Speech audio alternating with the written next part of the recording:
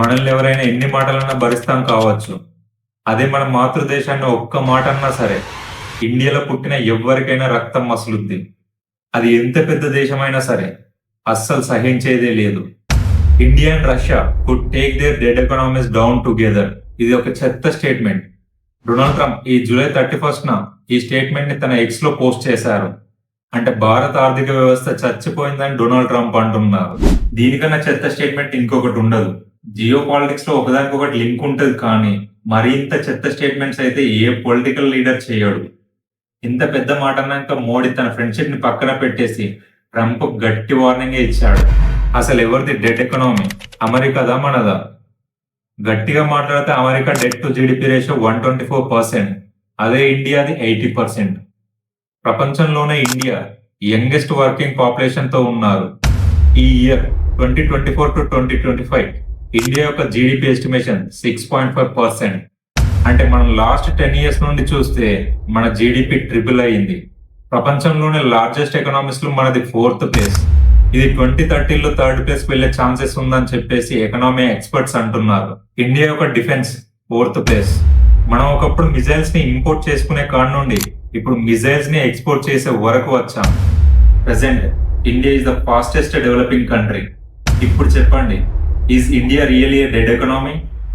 Trump ఎందుకంత dumb గా మాట్లాడుతున్నాడో, India, US, Russia geo political situations ఎలా ఉన్నాయో మీ కళ్ళ కట్టినట్టు చెప్తా. క్లియర్ గా వినండి. వీడియో రీచ్ కోసం లైక్ చేసి షేర్ చేయండి. ఇంకెవరైనా సబ్స్క్రైబ్ చేసుకోకపోతే సబ్స్క్రైబ్ చేసుకోండి, ఎందుకంటే ఇలాంటి ఇంపార్టెంట్ ఇన్ఫర్మేషన్ వచ్చినప్పుడు ఫస్ట్ మీకే వస్తుంది. యుఎస్ ప్రెసిడెంట్ డొనాల్డ్ ట్రంప్ కి ఈ మధ్య మైండ్ లో ఒక థాట్ మెదులుతుంది. అదేంటంటే ఒబామాకి నోబెల్ ప్రైజ్ ఇచ్చారు, ఈసారి నోబెల్ ప్రైజ్ నాకే ఇవ్వాలని లేనిపోని స్టేట్మెంట్లన్నీ చేస్తున్నాడు. ఇరాన్ అండ్ ఇజ్రాయెల్ మధ్య సీజ్ ఫైర్ చేసింది, అలాగే 2 న్యూక్లియర్ స్టేట్స్ అయిన ఇండియా అండ్ పాకిస్తాన్ మధ్య సీజ్ ఫైర్ చేసింది కూడా నేనే. దీనికోసం నేను ఆపరేషన్ సింధూర్ జరుగుతుంటే పిఎం మోడీకి కాల్ చేసి సీజ్ ఫైర్ చేయించింది నేనే అని ట్రంప్ చెప్తున్నాడు. అండ్ రీసెంట్ గా థాయిలాండ్ అండ్ కంబోడియా మధ్యలో సీజ్ ఫైర్ చేయించింది నేనే అని చెయ్యనివి కూడా చేసినట్టు డబ్బా కొట్టుకుంటున్నాడు. రీసెంట్ గా ఆపరేషన్ సింధూర్ అప్పుడు ట్రంప్ చేసిన స్టేట్మెంట్ కి పార్లమెంట్ లో పెద్ద రచ్చే జరిగింది. అదేంటంటే రాహుల్ గాంధీ పార్లమెంట్ లో మీకు ఇందిరాగాంధీలో సగం ధైర్యం ఉన్నా సరే ఈ సీజ్ ఫైర్ ట్రంప్ చేయించలేదని ఒప్పుకోండి అని అడిగారు. If he has the courage of Indira Gandhi, yes, let him say here, yes, let him say here, yes, that Donald Trump, you're a liar. ఇక్కడ ట్రంప్ యొక్క ఇంటెన్షన్ క్లియర్ గా అర్థమవుతుంది. India and రష్యాని విడగొట్టాలి. అందుకోసం ఇండియాలో ఇంటర్నల్ డిస్ట్రప్షన్స్ క్రియేట్ చేసేందుకు ఇలాంటి స్టేట్మెంట్స్ చేస్తున్నారు. ట్రంప్ యొక్క ముఖ్య ఉద్దేశం ఏంటంటే ప్రపంచ దేశాలన్నీ యుఎస్ కిందనే, అన్ని దేశాలు నేను చెప్పినట్టుగానే నడుచుకోవాలి. ఒకవేళ ఏదైనా కంట్రీ ట్రంప్ మాట వినకుంటే ఆ దేశంపై టారిఫ్స్ విధిస్తాడు. సెకండ్ టైం ట్రంప్ పదవిలోకి వచ్చినప్పటి నుండి అటు కెనడా పైన 100, దాని తర్వాత ఇరాన్ పైన, దాని తర్వాత ఇరాన్ అండ్ రష్యాకి సపోర్ట్ చేసిన కంట్రీస్ పైన, ఇప్పుడు ఇండియా పైన కూడా ఇలా చాలా కంట్రీస్ పైన టారిఫ్స్ విధించాడు. అయితే రాహుల్ గాంధీ గారు పార్లమెంట్ లో ఆ క్వశ్చన్ అడిగినందుకు మోడీ గారు ఎవ్వరూ ఈ సీజ్ ఫైర్ ను చేయించలేదని రాహుల్ గాంధీకి జవాబు ఇచ్చారు. అంతేకాకుండా ఆపరేషన్ సింధూర్ సమయంలో అమెరికన్ వైస్ ప్రెసిడెంట్ కాల్ చేసిన మాట నిజమే, కానీ నేను బిజీగా ఉండడం వల్ల కాల్ అటెండ్ చేయలేకపోయానని చెప్పేసి పార్లమెంట్ లో మోడీ గారు చెప్పేశారు. दुनिया में किसी भी देश ने भारत को अपनी सुरक्षा में कार्रवाई करने से रोका नहीं है. ఈ స్టేట్మెంట్ విన్న డొనాల్డ్ ట్రంప్ సైక్ అయిపోయాడు. పార్లమెంట్ లో మోడీ గారి స్టేట్మెంట్ ఇచ్చిన నైటే ఇండియా రష్యా నుండి ఆయిల్ కొంటుందని చెప్పేసి ఈగోతో ఇండియా పైన 25% టారిఫ్ ని విధించాడు డొనాల్డ్ ట్రంప్. దాని తర్వాత next morning India is a dead economy అని స్టేట్మెంట్ ఇచ్చారు. ఇవన్నీ జరగక ముందు కూడా కొన్ని ఇన్సిడెంట్స్ ఉండే. అదేంటంటే ట్రంప్ సెకండ్ టైం ప్రెసిడెంట్ గా గెలిచాక as usual BRICS every year summit చేసినట్టే ఈ ఇయర్ కూడా సమ్మిట్ జరిగింది. అప్పుడు బ్రిక్స్ నేషన్స్ అన్ని కలిసి డీడాలరైజేషన్ చేయాలనుకుంటున్నాయి. అంటే ట్రేడ్ డాలర్ లో చేయకుండా వాళ్ళ కరెన్సీలో చేసుకోవాలనుకుంటున్నాయని బ్రిక్స్ నేషన్ పైన ఆరోపణలు చేశాడు ట్రంప్. ఈ స్టేట్మెంట్ చేయడానికి గల మెయిన్ రీజన్ ఇండియా రష్యా నుండి ఇండియన్ కరెన్సీలో ఆయిల్ కొంటుందని భావించిన ట్రంప్ డీడాలరైజేషన్ చేస్తే కనుక బ్రిక్స్ నేషన్ పైన టారిఫ్స్ విధించాల్సి ఉంటుందని చెప్పాడు. అప్పుడు జైశంకర్ గారు కూడా ఒక స్టేట్మెంట్ ఇచ్చారు. We will choose on the market basis అని చెప్పేసి ఒక స్టేట్మెంట్ ఇచ్చారు. దీనికన్నా ముందు ట్రంప్ అండ్ మోడీ గారి జియో పొలిటికల్ టైస్ చాలా బాగుండేవి. Like trade, investment, infrastructure, technology exchange, service exchange, ఇలా అన్నిట్లో మంచి టైసే ఉండేవి మోడీ గారికి, ట్రంప్ కి. బట్ రీసెంట్ టైమ్స్ లో ఈగోకి వెళ్ళి మంచి టైస్ అన్నిటిని నాశనం చేసుకుంటున్నాడు. మొన్న ఇరాన్ నుండి ఆయిల్ కొనుగోలు చేసిన 6 కంపెనీస్ పైన శాంక్షన్స్ విధించాడు. అండ్ రష్యా నుండి ఆయిల్ కొనుగోలు చేసిన ఒక కంపెనీ పైన కూడా శాంక్షన్ విధించాడు. మొన్న రీసెంట్ గా అంటే 2 or 3 months బ్యాక్ నుండి ఇండియాకి అలాగే అమెరికాకి కొన్ని చర్చలు జరుగుతున్నాయి. అవి మాత్రం బయటికి రావడం లేదు. ఈ చర్చల్లో ట్రంప్ వాళ్ళు ఇండియాకి ఎక్స్పోర్ట్ చేసే డైరీ ప్రొడక్ట్స్ అండ్ మిల్క్ పైన టారిఫ్స్ ని తగ్గించాలని చెప్పేసి అన్నారు.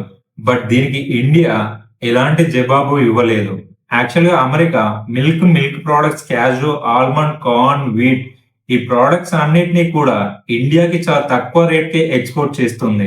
ఇండియా వాటిపైన టారిఫ్స్ విధించి రేట్ ని పెంచుతుంది. ఇలా చేయడం వల్ల Indian dairy farmers and Indian agriculture కి చాలా లాభం.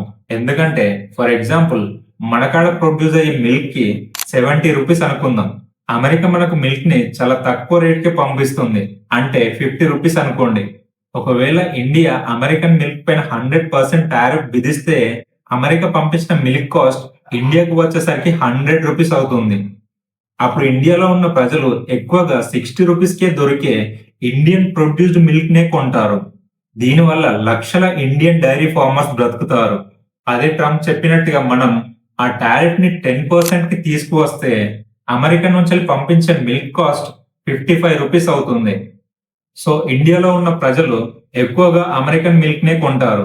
అప్పుడు ఇండియన్ డైరీ ఫార్మర్స్ కి దెబ్బ పడుతుంది. సో బ్రిక్స్ స్టేట్మెంట్, పార్లమెంట్ లో Modi statement, Jaishankar statement, India and Russia friendship, ఇవన్నిటిని దృష్టిలో పెట్టుకొని ట్రంప్ ఇండియా పైన 25% టారిఫ్ ని విధించాడు.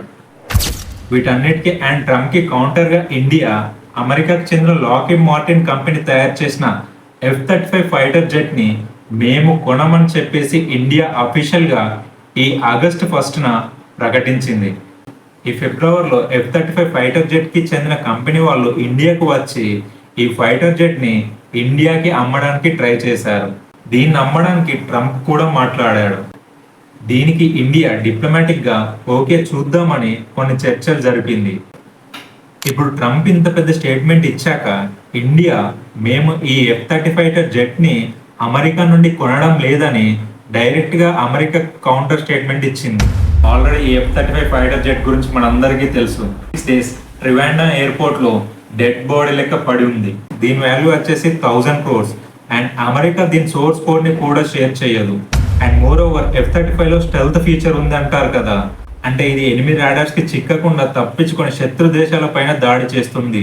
బట్ మొన్న కేరళలో ట్రివేండ్రం దగ్గర ఉన్న మన ఇండియా మేడ్ స్వాతి రాడార్ దీన్ని డిటెక్ట్ చేసింది. ఈ Swathi radar F-35 fighter jet ని డిటెక్ట్ చేయడంతో ఈ fighter jet auto lock mode కి వెళ్ళిపోయింది. దీంతో ఇది తెలుసుకున్న పైలట్ ఎమర్జెన్సీ ల్యాండింగ్ కోసం ట్రివాండ్రం ఎయిర్పోర్ట్ ని ఎమర్జెన్సీ ల్యాండింగ్ అడిగారు. దాని తర్వాత 26 days వానలో తడుస్తూ ఎండతో చచ్చిన బాడీలో ట్రివాండ్రం ఎయిర్పోర్ట్ లోనే ఉంది. ఉన్న 26 days లో దాన్ని శాటిలైట్ ద్వారా అబ్జర్వ్ చేసుకుంటూనే ఉన్నారు. ఎందుకంటే ఇండియా ఎక్కడ దాన్ని డీకోడ్ చేస్తుందో అని భయపడిపోయారు. ఇక రీసెంట్ గా పాక్ లో అమెరికా ఆయిల్ రిజర్వ్స్ ని గుర్తించానని చెప్పింది. దాంతో పాకిస్తాన్ వరల్డ్లోనే 58th పొజిషన్ కి వస్తుందని అమెరికా చెప్పింది. బట్ ఇదైతే ఎంతవరకు నిజమో ఎవరికి తెలియదు. ఒకవేళ పాకిస్తాన్ లో ఆయిల్ రిజర్వ్స్ ఉన్నా కూడా అది బలూచిస్తాన్ ఏరియాలో ఉండి ఉంటుంది. అయితే ఇక్కడ బలూచిస్తాన్ రెబల్స్ కి అండ్ పాక్ ఆర్మీకి అస్సలు పడదన్న విషయం ప్రపంచం అంతా తెలుసు. ఒకవేళ పాకిస్తాన్ లో ఆయిల్ రిజర్వ్స్ ఉండి ఉంటే చైనా దాన్ని ఎందుకు వదిలిపెట్టుకుంటుంది చెప్పండి? ఎందుకంటే ఇప్పటిదాకా చైనానే అక్కడ హైయెస్ట్ ఇన్వెస్ట్మెంట్ చేసింది. సో అలాంటి ఆయిల్ రిజర్వ్స్ ఉన్నాయని తెలిస్తే చైనా దీన్ని అస్సలు వదులుకోదు. అండ్ నెక్స్ట్ ట్రంప్ విధించిన 25% టారిఫ్ వల్ల ఇండియాలో ఎవరు నష్టపోతారో, ఇండియాకి ఎలాంటి నష్టం వస్తుందో అండ్ ఇండియా ఎలాంటి స్టెప్ తీసుకుంటుందో ఇదంతా నెక్స్ట్ వీడియోలో చూద్దాం. దయచేసి వీడియో రీచ్ కోసం లైక్ చేసి షేర్ చేయండి. Thanks for watching.